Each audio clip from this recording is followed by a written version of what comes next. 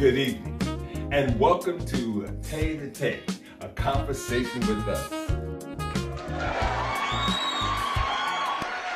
Hello, everybody, and welcome to TeteATete again. And we are excited to be coming to you again this evening, aren't we, Elder? Yes, indeed. Yeah, we got some good things to talk about. We do. We have our beautiful Christmas things going on here. We tried to anyway, so we hope you like this set today.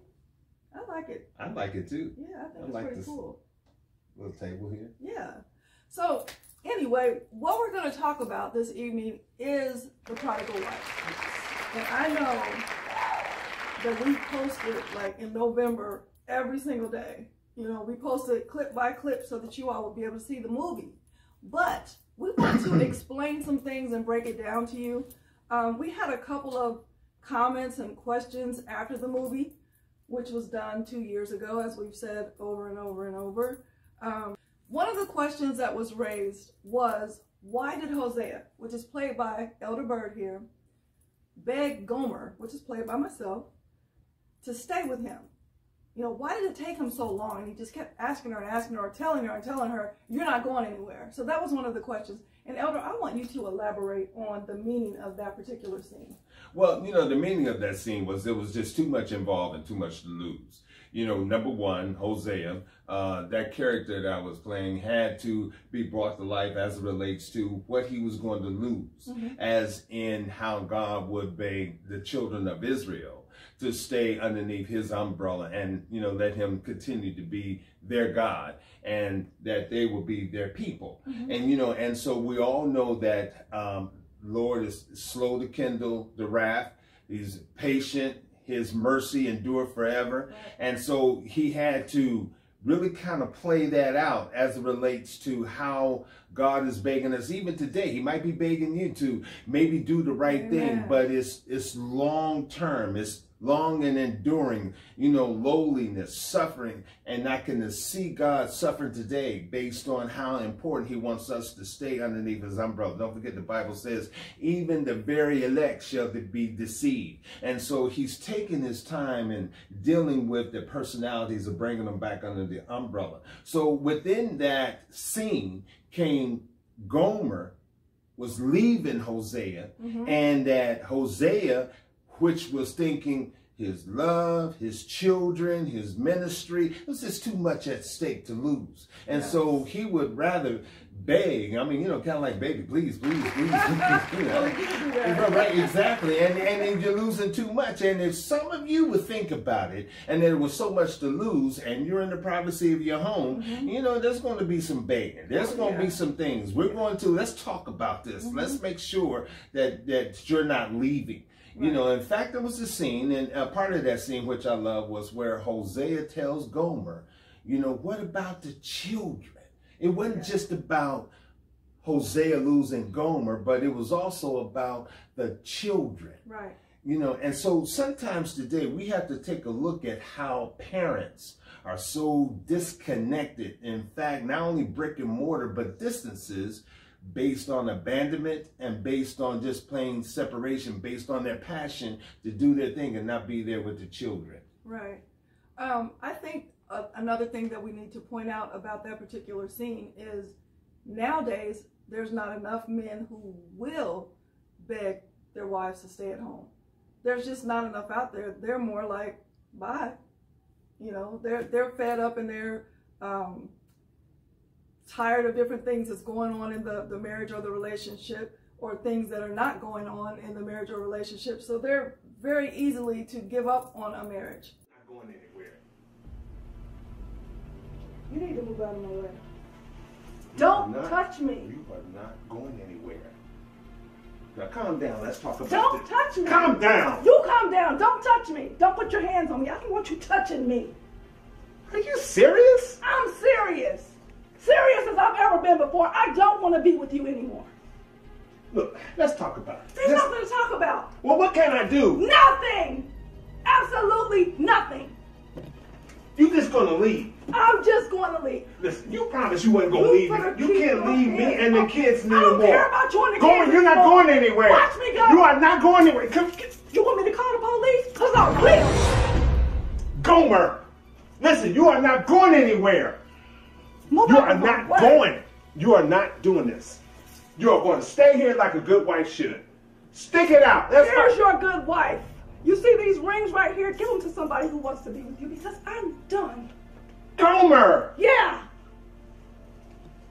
After all I've done for you, this is how you going to treat me? You done it for the wrong person.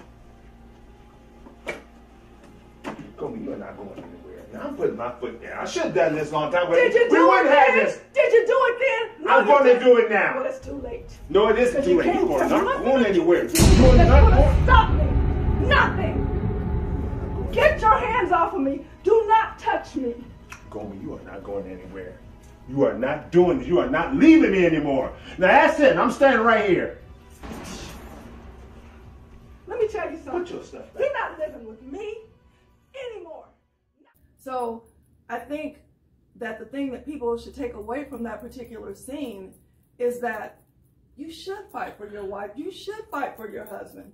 You know? Absolutely. You shouldn't be so quick to give up on him. Yeah. There's nothing after it. Right. You know? And, you know, I want to say this because this just popped into my head, but, you know, sometimes children who've been abandoned or separated, or maybe they're children of incarcerated parents, they still want that parent to fight for them. Well, you yeah. know, children grow up and they ask questions, you know, as in, I guess it was probably, I think about that table scene, Yeah. you know, because that was rough. Yeah. You know, it was really rough on Gomer, and it was rough on Hosea, because your children will grow up as an adult and ask some serious questions, and you really may not have no answers for them. But if you put put God first, put yourself somewhere into a serving perspective, particularly as a parent, you will probably do better, and that family is best served when you kind of beg and talk it out. Oh, sure. The other scenes that were pretty prominent, they stood out to me. The fact that when she did leave, when Gomer did leave, the children were greatly affected. I mean, they started going nuts, you know, and being defiant and playing games in the house. And Hosea was telling them, you know, turn this stuff down and get this crap out of my house, basically. And they're telling him no and bucking up against him and, you know, everything. So an absent parent definitely affects the children, their attitudes and just everything about them. And where does it happen, Tyler? It happens when children go to school and they act out. Maybe they bully somebody. Yeah. Maybe they're smacking another child. Yeah. Maybe they're just like, I don't know, disrespectful to people all around them, instructors, teachers, principals, and the alike. You know, they're crying out that something is wrong, something is dysfunctional here. Right. You know, and if that goes on for a long period of time, you have what we call normalized dysfunction. Oh, and it yeah. doesn't stop because the dysfunctional child becomes a dysfunctional adult who is now reproducing themselves. Oh, wow. And isn't that something? Yeah. You always get back what you give out to your parents. Keeps You on know? going. Oh, yeah, it does. It does. So you reap that. That's one of those things where you reap what you sow. You know, Absolutely. What you give out to your parents, you're going to get it when you have yours. What you put gonna in get it. is what you're going to get out. Right. Or what you don't put in, it ain't going to come out. It's the law of reciprocity. You see. Yeah. Yeah. So That's one of my favorite scenes, too. Is it? Yeah. Yeah. When me and the son, I should say Hosea and the son, get into it, and you know, you need to get that music down. You know, Hosea is trying to get some rest. You know, he's, you know, probably torn apart and everything. His mind's bad. They messing with him at the church. Right. You know, and your son's in there, you know, playing loud music. Right. You know. Right. You know I'm trying to sleep. Right. Cut it off. Right. And the favorite part is, you know, Hosea saying, "Uh-oh, I'm losing. Go down. I'm gonna let it go." Down. Yeah, I'm gonna let it go because he felt within himself, you know, I can't take this no more. Right. Yeah. You know, it was bad at that point. Then when baby girl, oh my goodness, baby girl.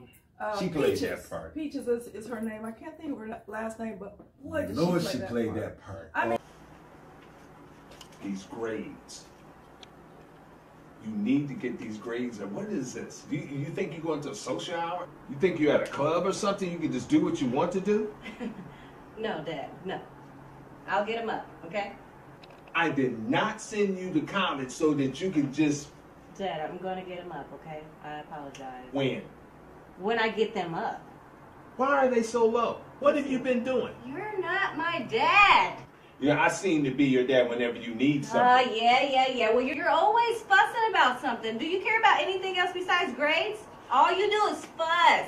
Grades this, grades that. You're not my daddy. You don't tell me what to do. I'm your dad whenever you need money. You don't tell me what to do. It seems like whenever you need some money, I'm your dad. I don't want to hear this. You'll never be my dad. Listen, and don't slam my door.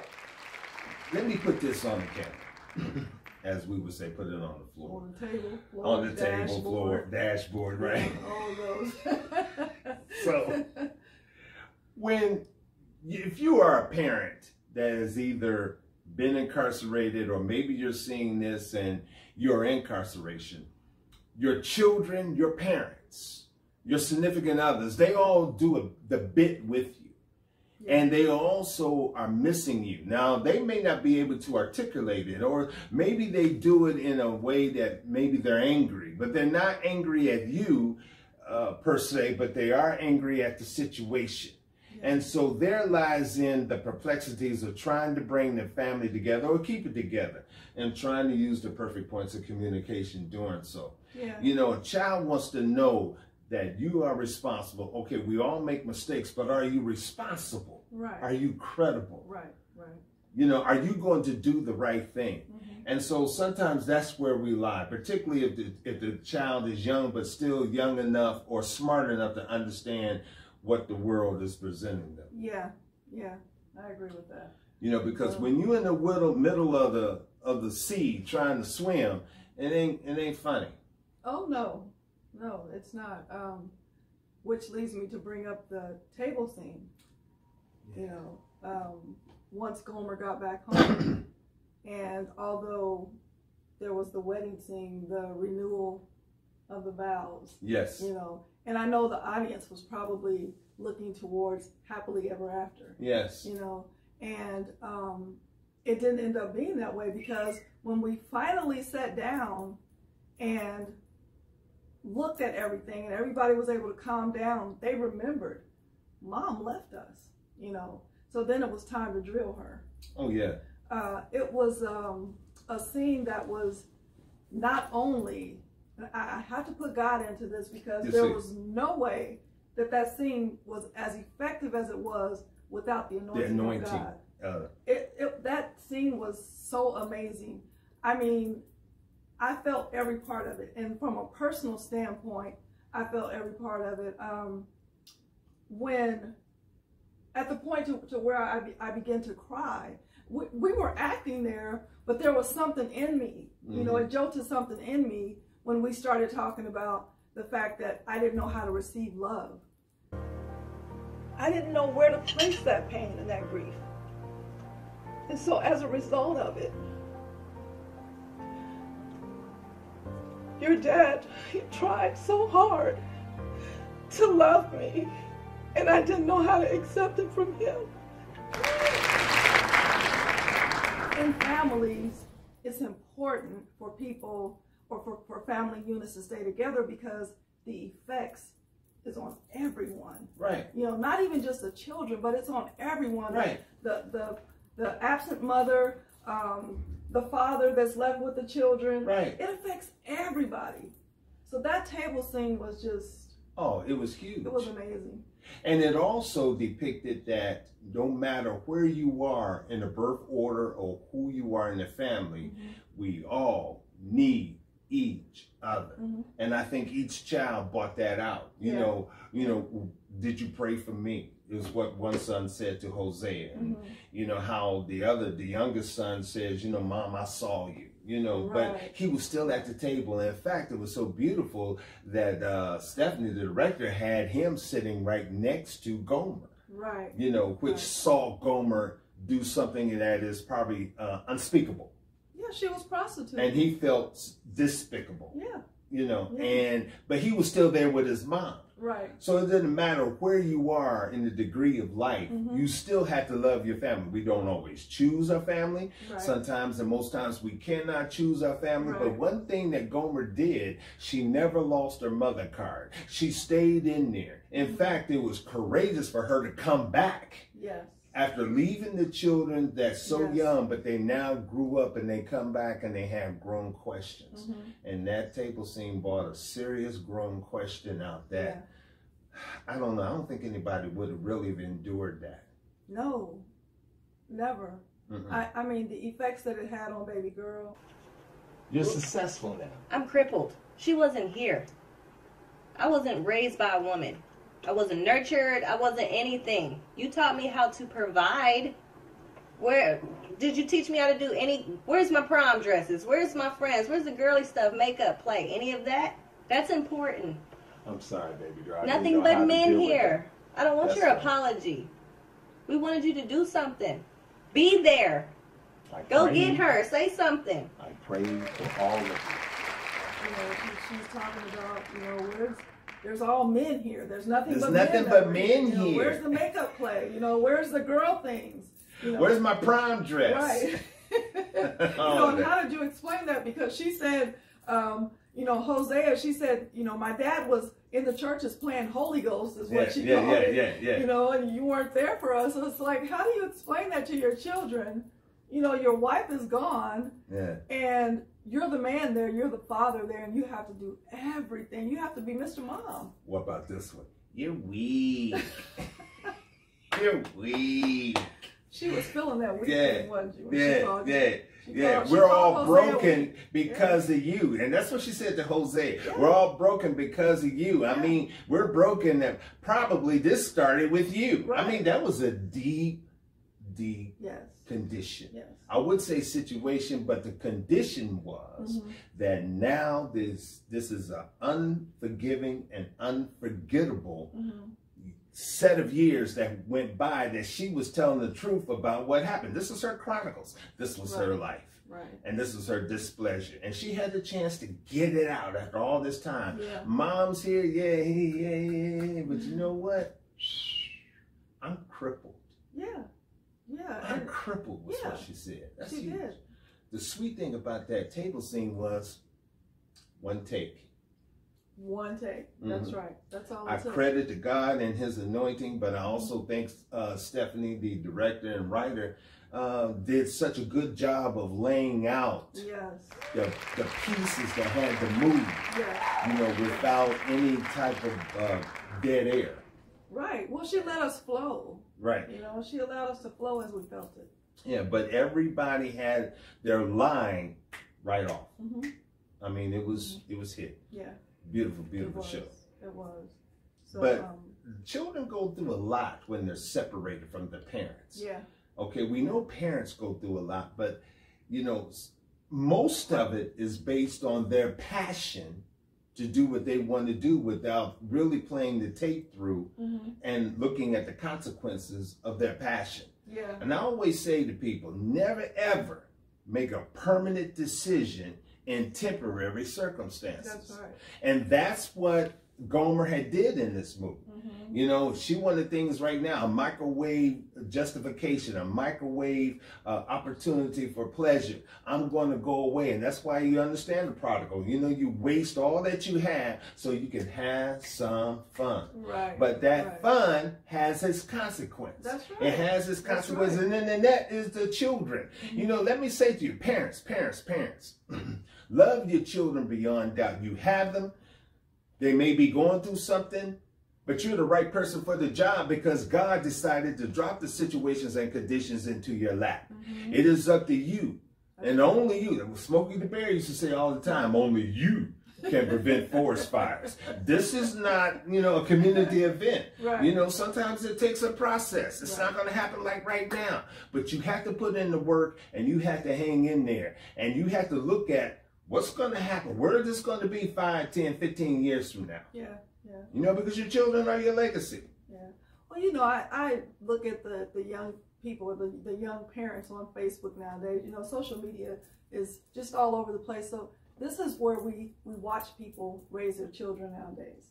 You know, the younger generation. And if I could teach them anything, you know, is to be a parent. You know, you have to be a parent first, instead of being a parent and then wanting to be out in the streets. Now you want to decide to be out in the streets, or you want to decide to be on social media and with your your physical stuff hanging out, and it's like you're a mother, what are your children learning from you? What are they seeing? So I really wish, because when we advertised this movie, The Prodigal Wife, we said bring your children. Yes. We wanted people to bring their children because they need to see this movie. This movie can touch everybody. There was something in this film for everybody. Absolutely. But especially for parents. And it also pointed out that you cannot be both a parent and a friend. No, doesn't work. Separate the two. Yes. Because there's things that you would do for a friend that you wouldn't do for a child. Right. Or there's things that you would do for a child but you would never do for a friend. Right. And therefore there comes in the most beautiful perfection of family. Because family, what comes first?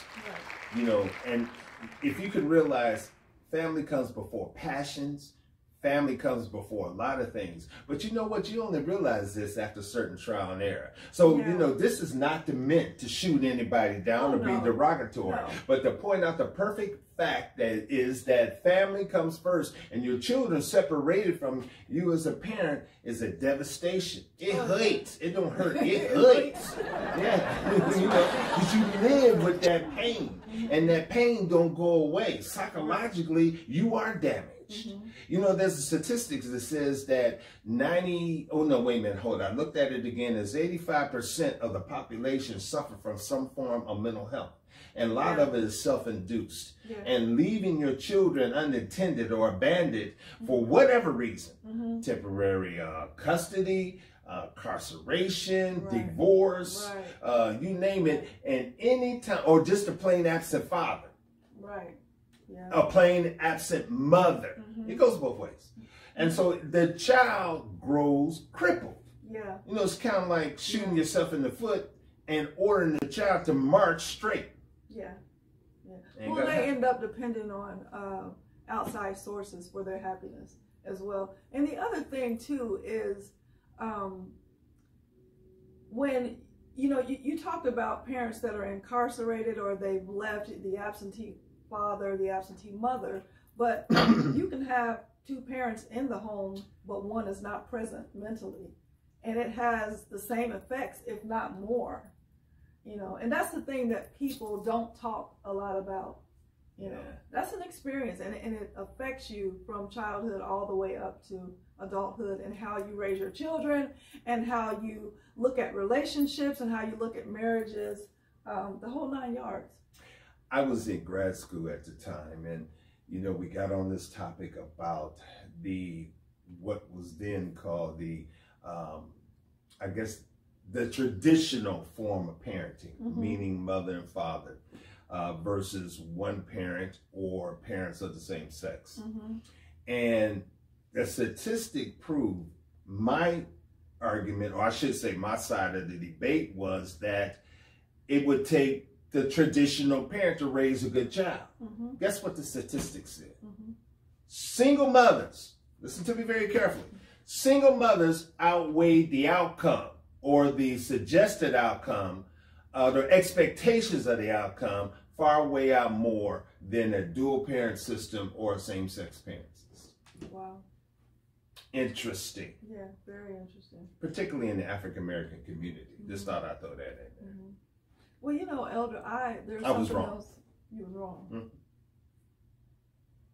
There's something else that I think about, and it's probably because I don't have children, but I watch mothers that raise sons, without their dads, and particularly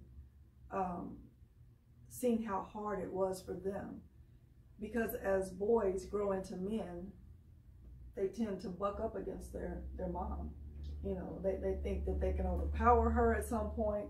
They're out doing things, and they're being hard-headed, and they're not listening, and she doesn't have a backbone. She doesn't have that man, that man figure there to knock them upside the head when they need to be knocked upside the head. You know what I mean? Because see, black people with their children, right? We discipline our children with some physical force sometimes, and I don't see anything wrong with that. No, I don't see anything wrong with that. I just want to go back and get something. It's not always Go true. ahead and grab something. Yeah, Grab? I just wanted to, just throw this out on the camera, all right? But I had a couple of cases where the woman was about 5'5", and, she had a son that was, very noticeable. He was about like 6'3", kind of big and everything. And they walk into the office and, and I already read about, some of the complaint or, the form, why are you here? And I looked in there and I saw this and I started laughing. But the mom was like one of them ear grabbers. Go ahead and sit down. I don't want to hear it. You better, what we talked about in the car. Right. I don't want to hear it. Right. And I'm sitting there thinking, wow. And you said you got a problem?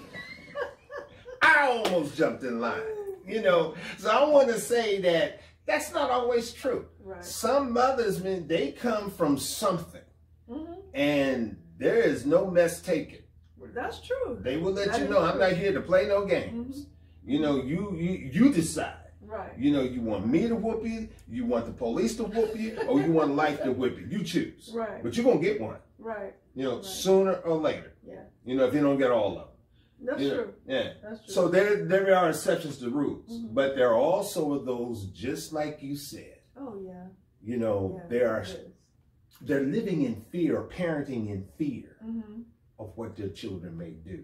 Yeah, well, times are different. Yes. Times are different. When we were growing up, and I'm never afraid to tell my age. I'm 53. So when I was growing up, our parents were more mature back then, and we had a special reverence for our parents. You know what I mean? There were certain things, not even certain things, there were just things that we knew not to do. You better not even look funny.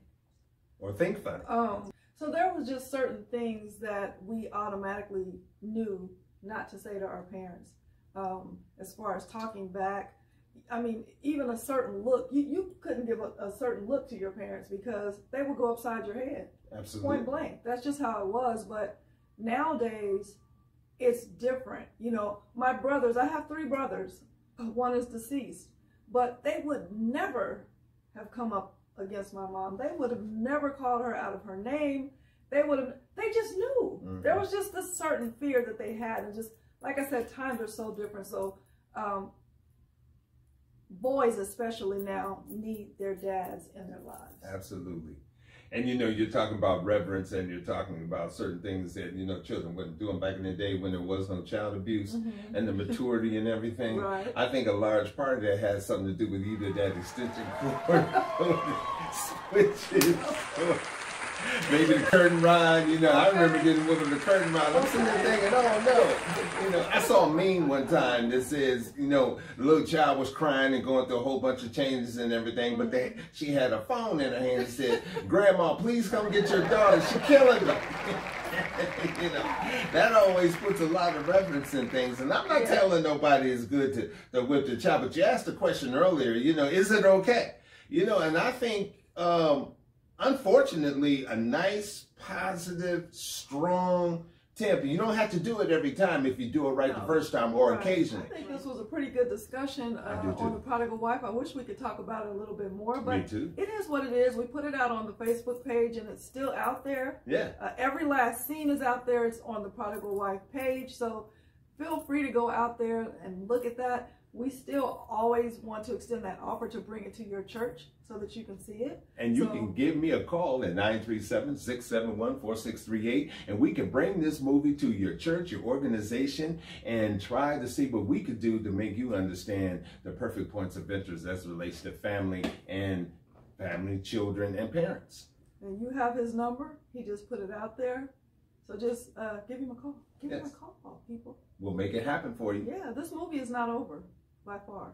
Still growing. Right? So with that being said, we are going to let you all go back to your families. Take care of your families. Take care of your loved ones. Children, be respectful to your parents. And until next time, take care. Good night.